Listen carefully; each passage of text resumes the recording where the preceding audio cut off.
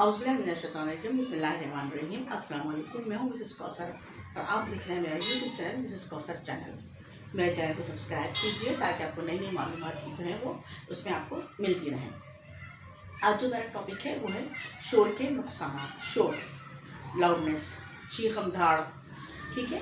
बुनियादी तौर पर मैं एक टीचर हूँ, तो लिहाजा जब भी क्लासरूम में हम जाते हैं, टीचर्स जाते हैं, तो क्लास में एक चाहे वो क्लास प्राइमरी हो, प्राइमरी की क्लासेस हों, चाहे वो जो है वो लोअर सेकेंडरी हो या फिर हायर सेकेंडरी हो या फिर ओ लेवल की क्लासेस हो, क्लास में एक धमाचापी मची होती है, एक शोर, एक हंगामा मचा होता है। नतीजे के तौर पर हमें भी अपनी पिच जो है वो ज़्यादा करनी पड़ती है, हमें भी अपनी आवाज़ की जो लाउडनेस है, जो चीखना जो है हमें भी पड़ता है बच्चों को खामोश कराने के लिए। नतीजा ये होता है कि दोनों चीखें मिलकर कान पर जो है वो बहुत बुरा असर डालती हैं। जब इस बात पर गौर किया गया तो पता ये चला कि हमारे इर्द गिर्द हमारे इर्द गिर्द बहुत सारी ऐसी चीज़ें हैं जो हमें डिस्ट्रैक्ट करती हैं, जो हमारे ख्यालात को जो है वो दरहम बरहम कर देती हैं। उसमें नंबर एक जो है वो शोर है।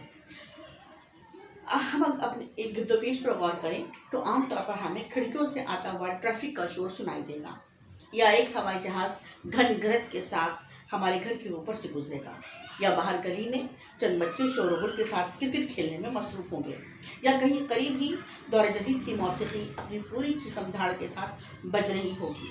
उस वक्त हमारी मौजूदा दुनिया नित नई आवाज़ों के पैदा होने से इतनी पुरशोर हो चुकी है कि हमारी क़ुव्वत समाअत और सेहत दोनों मुतासिर हो चुकी हैं। एक ज़माने में हम लोग जब छोटे हुआ करते थे, या हमसे पहले या हमारी नस्ल से पहले बड़े धीमे आवाज़ में लोग क्लासिकल मौसीकी सुना करते थे। बड़ी जो है वो धुन जो है वो बड़ी हल्की फुल्की हुआ करती थी, आवाज़ में उतार चढ़ाव अच्छा हुआ करता था, सुकून महसूस होता था, और इसलिए कहते थे कि मौसीकी जो है वो रूह की ग़िज़ा है। लेकिन आजकल की जो मौसीकी है वो ना सिर्फ कानों पर बहुत ज़्यादा ज़ोर डालती है, दबाव डालती है, बल्कि हमारी ज़हनी सलाहियतों को, ज़हनी सेहत को भी मुतासिर करती है।